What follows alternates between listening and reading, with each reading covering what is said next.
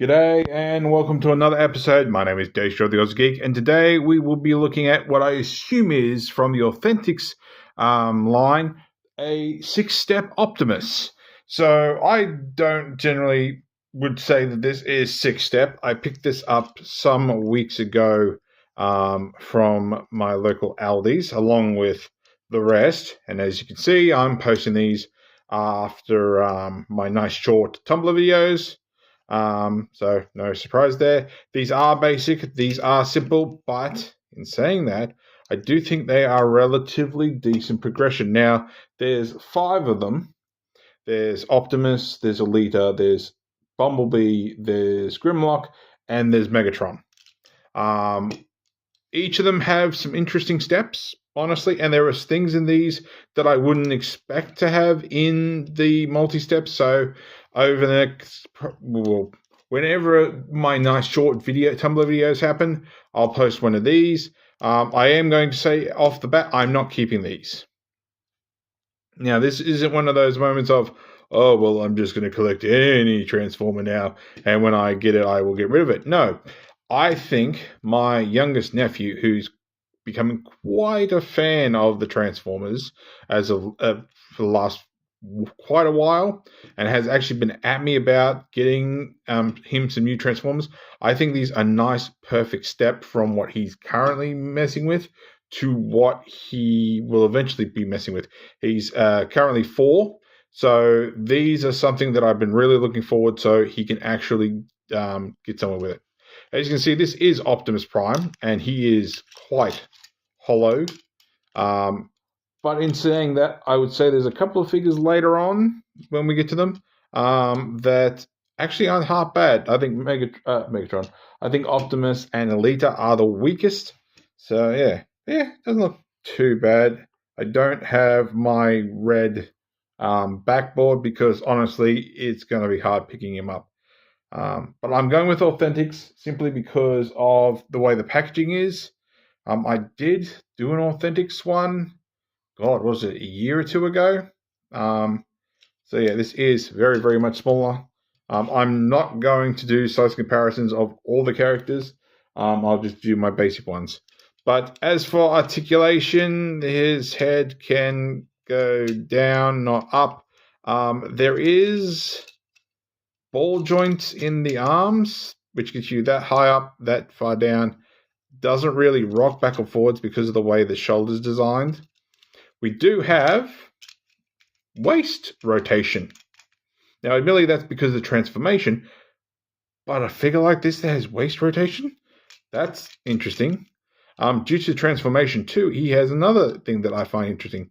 Legs go farthest forward, but if you use the transformation joint, there is a slider in there, and that will actually get you a little bit further forward.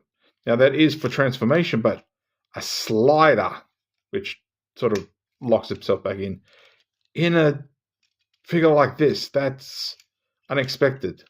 So there we go. All right, now admittedly, because I've used a slider, he's now unbalanced, so it needs to slide back. So now, I admit I'm kind of expecting these to end up a bit broken, but hey, as far as I'm concerned, these are learning toys. All right, so to get him transformed, we're going to drop the head down. We are going to rotate the waist, so we get this nice bit of thing to the front. We're going to pop that all the way to the front. We're going to lift up the legs, so that'll sit like that, and it has sort of tabbing points, sort of in here and sort of here. It's more sits underneath it.